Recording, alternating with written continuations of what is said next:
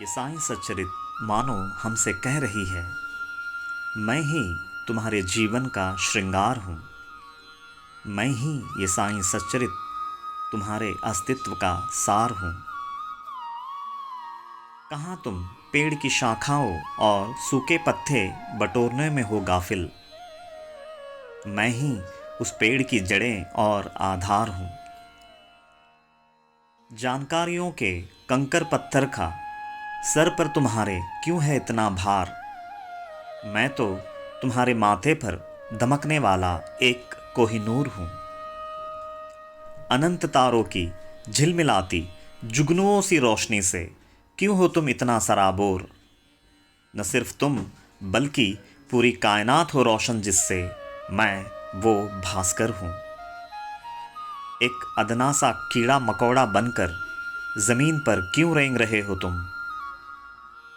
जिससे चिदाकाश की आसमानों की उड़ान भर सको। मैं वो पंख वो परवाज़ हूँ।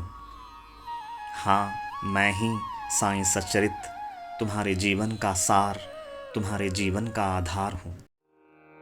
ओम श्री साईनाथाय नमः।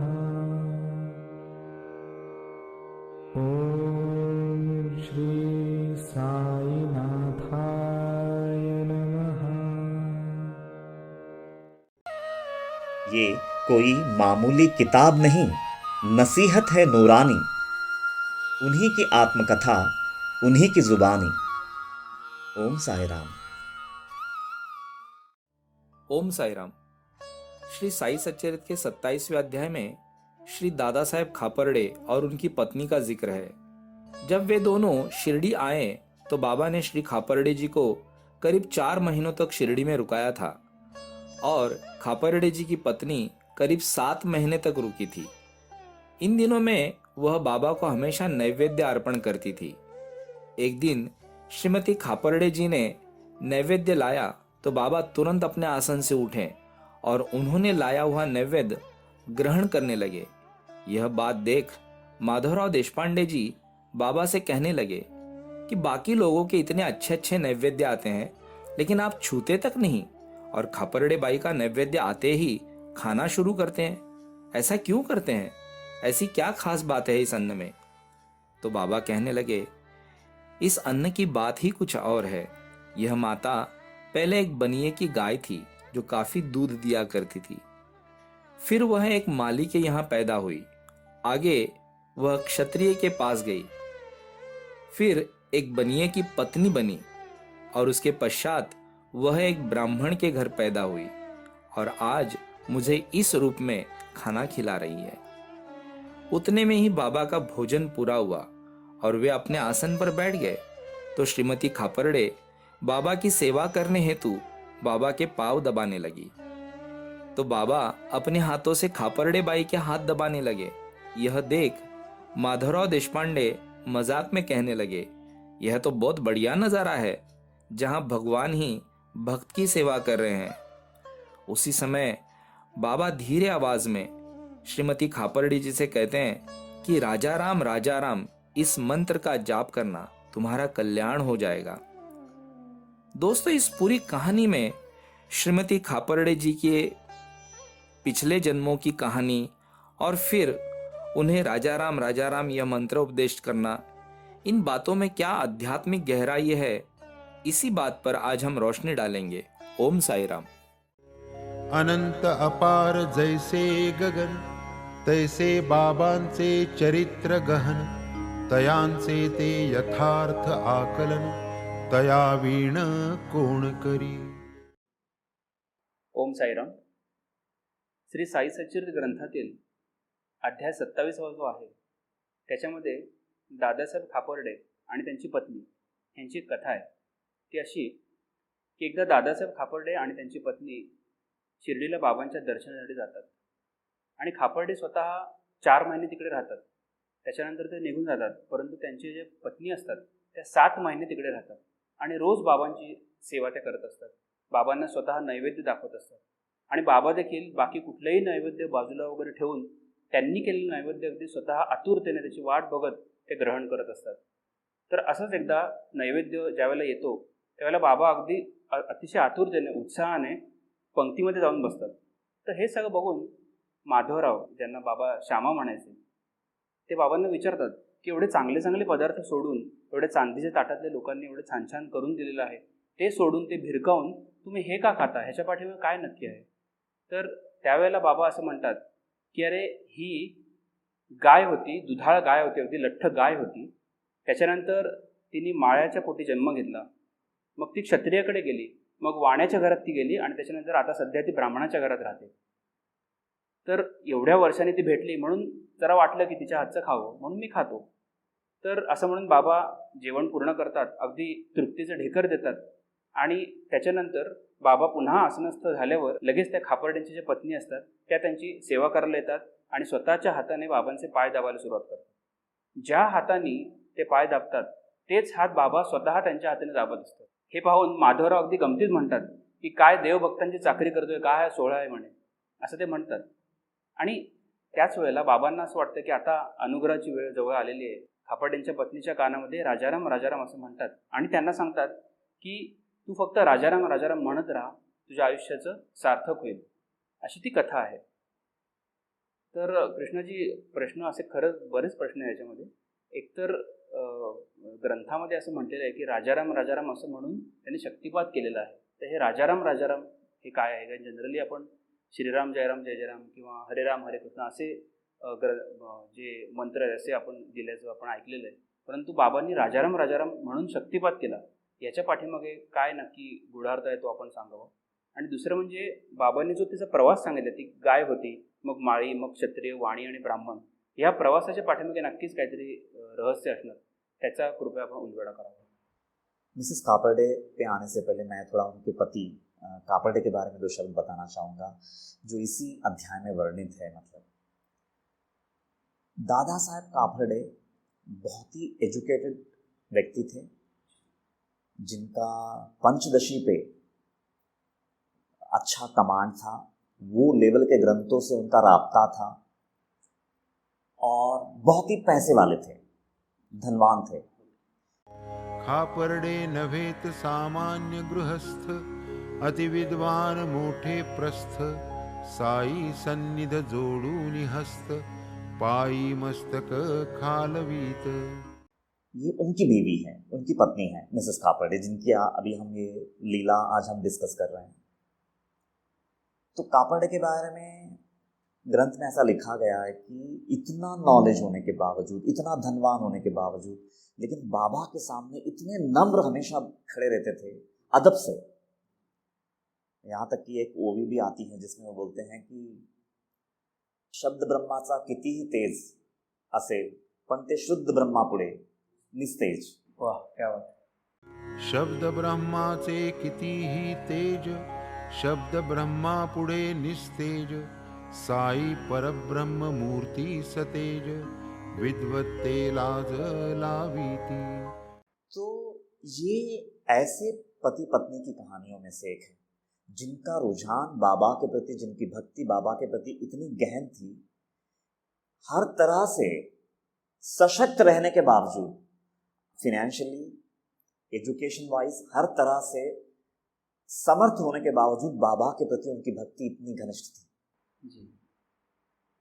तो वो हमेशा बाबा के लिए अपने हाथों से खाना बना करके द्वारका माई में लाना, बाबा को खिलाना, उसके बाद में बाबा का चरण सेवा करना, ऐसे कई महीनों से, जैसा कि चरित्र में वर्णन है, वो 7 महीनों से वहीं थी.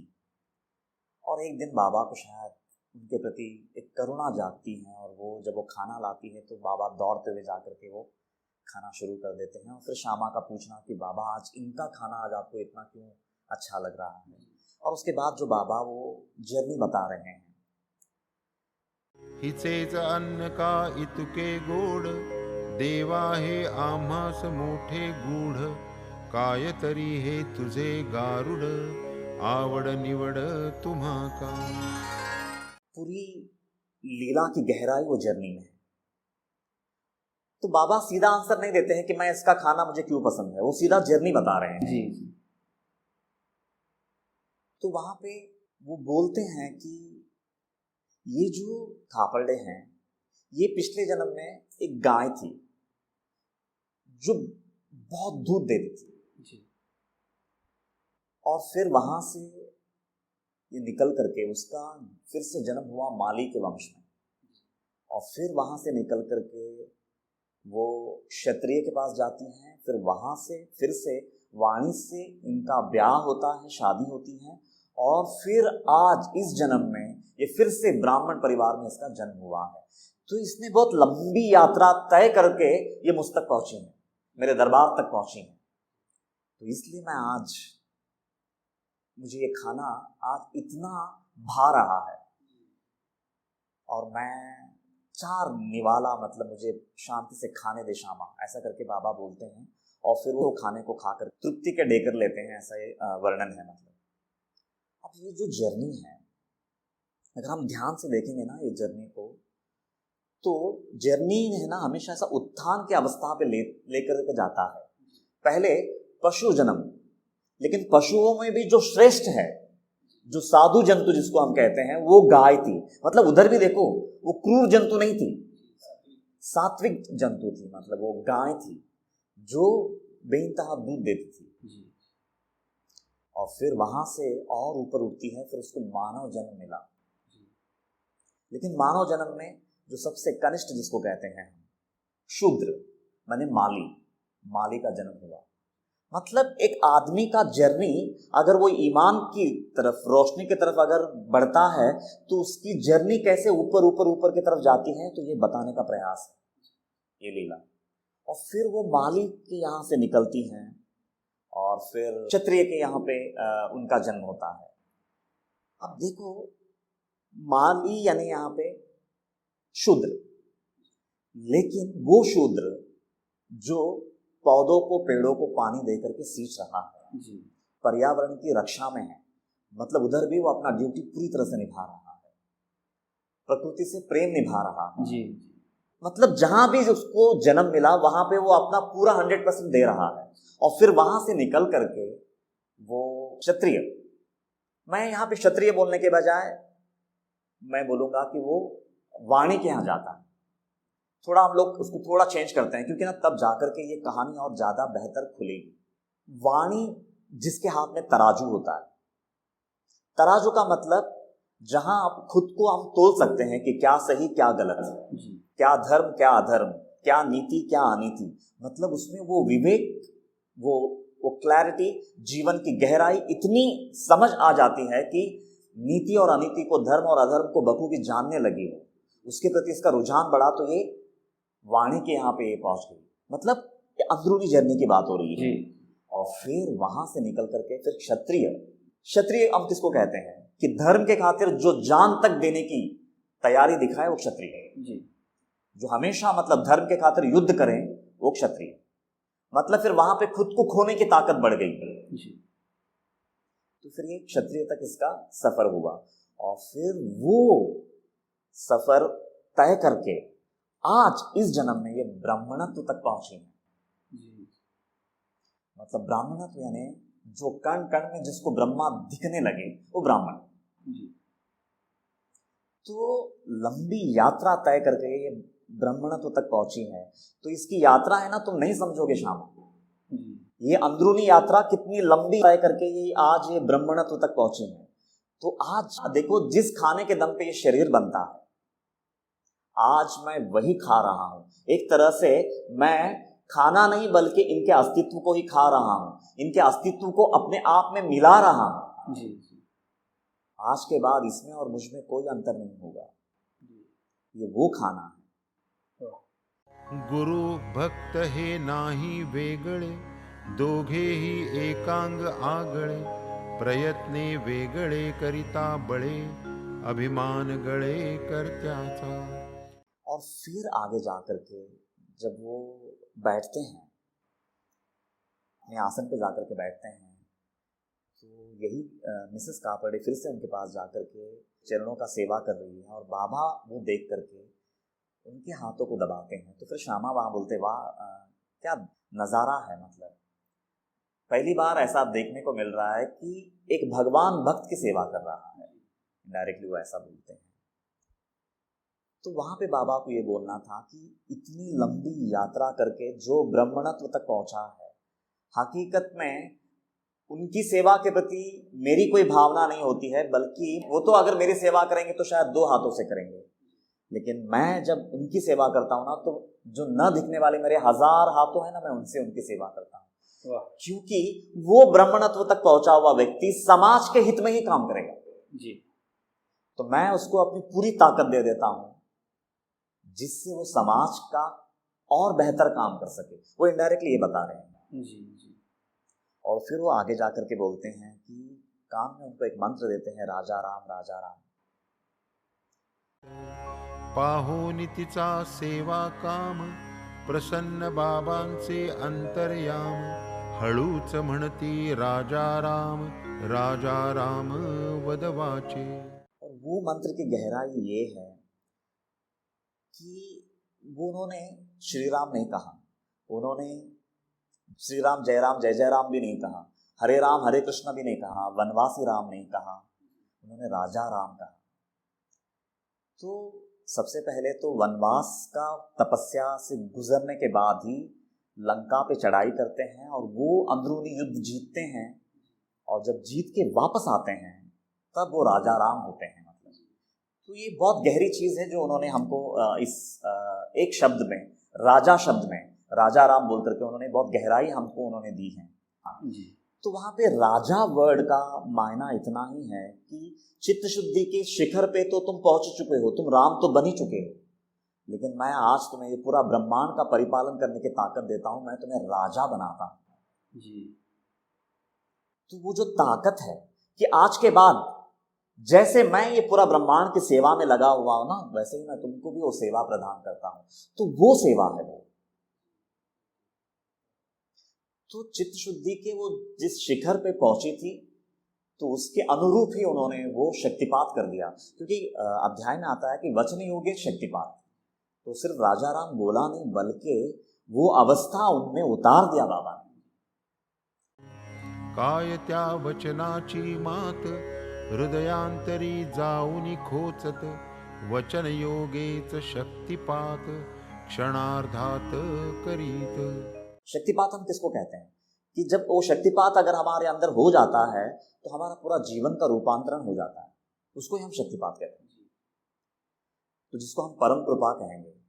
तो ये हकीकत में 4 वर्णों से इंसान गुजरता हुआ ब्रह्मणत्व तक कैसे पहुंचता है, ये एक अंदरूनी यात्रा है। इसके ऊपर मतलब मैं महाभारत से एक यक्ष प्रश्न जब युधिष्ठिर से पूछते हैं, वो एक बार यक्ष मतलब युधिष्ठिर से एक सवाल पूछते हैं कि वास्तव में ब्रह्मणत्व का प्रमाण क्या है।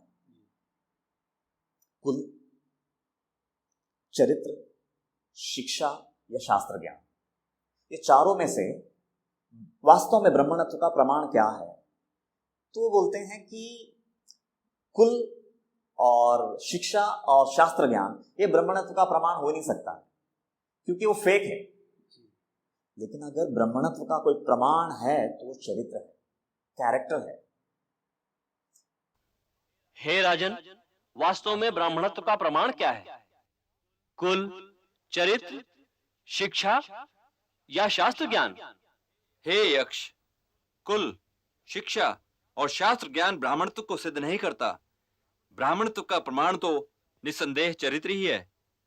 अच्छे चरित्र वाला शूद्र उस ब्राह्मण से अच्छा है जो जन्म से तो ब्राह्मण हो और शास्त्रों का ज्ञान रखता हो, परंतु जिसका चरित्र अच्छा ना हो। तो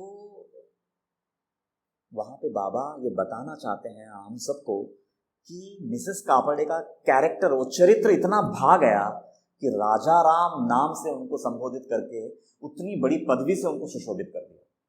मैं तो ऐसा ही बोलूंगा। मतलब तो ब्राह्मण चरित्र से बनता है, ब्राह्मण कैरेक्टर से बनता है, और वो जो लंबी यात्रा है ना, तो बाबा ने पूरा वर्ण व्यवस्था की गहराई को है ना, ये लीला में भर के हमारे सामने पेश कर दिया है। अंत में मैं इस लीला पे मतलब एक कबीर जी का दोहा बोल करके मैं इस लीला को समाप्त करना चाहूंगा। वो बोलते हैं कुल का महत्व क्या होता है, उसको बताता हुआ एक दोहा है कबीर का। ऊंचे कुल का जन्मिया, करनी ऊंच ना हुई, ऊंचे कुल का जन्मिया, करनी ऊंच ना होई, सुवर्ण कलश सूरा भरा, साधु निंदा होई। मतलब कि वर्ण व्यवस्था के ऊपर उन्होंने जो एक मार्मिक बात कहा है कबीर जी ने, वो यही बता रहे हैं कि कितनी भी ऊंचे कुल में जन्म क्यों ना हो, अगर चरित्र सही नहीं है, कैरेक्टर सही नहीं है, तो वो शूद्र ही है। अगर वही समझो सुवर्ण कलश सूरा भरा, साधु निंदा होई, मतलब ऊंचे कुल में तो जन्म लिया, स्वर्ण का कलश तो पा लिया, लेकिन अंदर से किसी साधु के प्रति निंदित भाव रखते हो। एक साधु के प्रति निंदित भाव रखना है, नहीं, वो साधु जो समाज के हित में काम कर रहा है, रोशनी फैला रहा है, उसके प्रति अगर आप कोई दुर्भावना रखते हैं, उसके चरित्र पे अगर आप उंगली उठाते हैं, तो आपका चरित्र धूली दूसरित हो जाती है, उनका तो कुछ बिगड़ेगा नहीं। तो सुवर्ण कलश सूरा भरा, साधु निंदा होए। तो जहां से रोशनी मिलती है उनके प्रति कितनी सतर्कता होनी चाहिए, वो ये भी बता रहे हैं। और अगर वो भावना है तो हम ब्राह्मण हैं। तो वर्ण व्यवस्था पे बाबा ने एक बहुत गहरी रोशनी हम सबको बांटी है, मैं ऐसा बोलूंगा, मतलब इस लीला के माध्यम से। और हकीकत में उन्होंने और एक क्या किया है, वर्ण व्यवस्था की बात हम जब भी करते हैं तो नॉर्मली ऐसा लिखा जाता है कि ब्राह्मण, क्षत्रिय, वैश्य और शूद्र, लेकिन यहाँ पे ये कहानी में हमको नीचे से ऊपर की तरफ आना होगा। शूद्र, वैश्य, क्षत्रिय और ब्राह्मण। तो मतलब वो जर्नी जो अंदरूनी जर्नी है, आहिस्ता आहिस्ता आहिस्ता जैसे जैसा हमारी मैच्योरिटी बढ़ते जाती है, जैसे जैसे हमारी चित्त की शुद्धि बढ़ते जाती है, जैसे जैसे त्याग की भावना हमारे अंदर में और मजबूत होती जाती है, सदगुरु के हृदय को जान करके हम जितना जितना उनके करीब जाते जाते हैं, तो हम शूद्र से ब्राह्मणत्व की ओर हम अग्रसर होते जाते हैं। तो ये एक अंदरूनी यात्रा है, ऐसा मैं कहूँगा। खूप सुंदर कृष्णाजी, आपलं हे विवेचन ऐकल्यावर मला भगवद्गीतेतला अध्याय 4 त्यातला एक श्लोक आठवला। चातुर्वर्ण्यं मया सृष्टं गुणकर्म विभागशः तस्य कर्तारमपि मां विद्ये कर्तारमव्ययम्। म्हणजे भगवान आपल्याला सांगतायत की ही जी सर्व सृष्टी आहे, ही माझी सृष्टी आहे, ही 4 वर्णामध्ये विभागली गेलेली आहे। ह्याचा कर्ता जरी मी असलो तरी पण ह्याच्यामध्ये कुठेही मी लिप्त नाही, मी अलिप्त आहे। तर ह्या कथेमध्ये बाबांनी जणू काही ते सांगितलेलं आहे की तो जो अलिप्त जो श्रीकृष्ण आहे तो मीच आहे। आणि ते उदाहरण म्हणून सांगताना आपल्या समोर त्यांनी खापर्ड्यांची पत्नी जणू काही ठेवलेली आहे। अशा करता, कारण खापर्ड्यांची पत्नी जी आहे ती कुठल्याही कुळामध्ये त्यांनी जन्म घेतला, कुठल्याही स्टेजचा त्यांनी जन्म घेतला असेल, भले माळी असेल, क्षत्रिय असेल, वैश्य असेल, तरी पण त्यांच्या कर्माची जी क्वालिटी आहे, गुणकर्म म्हणजे केवळ कर्म नाही तर कर्माची क्वालिटी, त्याच्या पाठीमागचं जो अप्रोच आहे, आणि सर्व कर्म करताना सतत बाबांकडे लक्ष असणं, म्हणजे ब्रह्माभिमुख दृष्टी असणं, हे खापर्ड्यांच्या पत्नीने सर्व कुळामध्ये, सर्व स्टेजेसमध्ये सतत त्यांनी ठेवलेलं आहे। आणि म्हणून शेवटी बाबांनी सांगितले की हे जो जाणतो तोच माझ्यापर्यंत येऊ शकतो। आणि जणू काही बाबांनी जे त्यांना राजाराम राजाराम हे सांगितले, तर जणू काही त्यांना हे सांगितले की आता तुझा तो प्रवास पूर्ण झालेला आहे आणि आता मी तुला राजाराम राजाराम म्हणून हा अनुग्रह देतो, आणि तू ह्या संपूर्ण सृष्टीमध्ये जसं मी आहे तसेच तू देखील चराचरामध्ये ब्रह्म आहे ह्याचा तू अनुभव घे, असा म्हणून बाबांनी त्यांना अनुग्रह दिलेला आहे। आणि मी अशी प्रार्थना करतो की खापर्ड्यांच्या पत्नीकडनं आपण ह्या गोष्टी शिकाव्यात आणि आपल्या गुणाच्या, आपल्या कर्माच्या क्वालिटीमध्ये देखील ती गोष्ट यावी असा प्रयत्न करावा। आणि जणू काही खापर्ड्यांच्या पत्नीने आपल्याला हे दाखवून दिलं आहे की प्रत्येक माणूस हा जन्माने शूद्र असतो, परंतु त्याच्या चरित्राने आणि कर्माने तो ब्राह्मणत्वापर्यंत पोहोचू शकतो। जर आपण असा ॲटिट्यूड ठेवला, असा जर अप्रोच ठेवला, तर नक्की बाबांचे आपल्याला आशीर्वाद मिळतील, हे निश्चित। खूप सुंदर कृष्णाजी। ओम साई राम। इस लीला का सार, इस लीला पर मेरा हृदगत यही कहता है, एक वर्ण में इंसान का जन्म हो और उसी वर्ण में उसका अंत हो। ऐसी वर्ण व्यवस्था तो अंधी है, तुरंत उसका अंत हो। वर्ण आश्रम व्यवस्था उस समय की मांग थी, पर आंतरिक गहराई से बेखबर वो एक बांझ थी। समाज का अनुशासन तो एक बहाना था, असल में आंतरिक परिवर्तन ही निशाना था। अंतरंग जितने प्रमाण में निखरेगा, उतने ही प्रमाण में वर्ण आश्रम बदलेगा और अंत में सत्व शुद्धि ही जीवन का महानतम पात्रता है। सात्विक पशु से निर्गुण परब्रह्म, बस यही सही यात्रा है।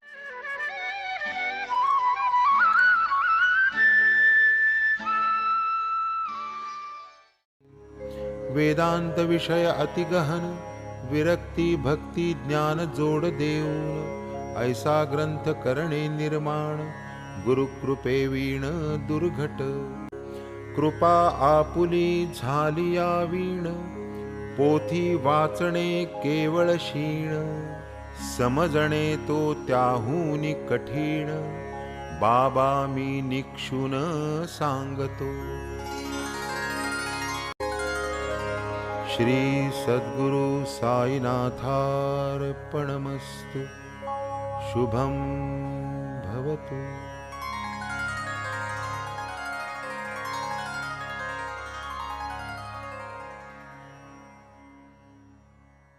श्री सच्चिदानंद सद्गुरु साईनाथ महाराज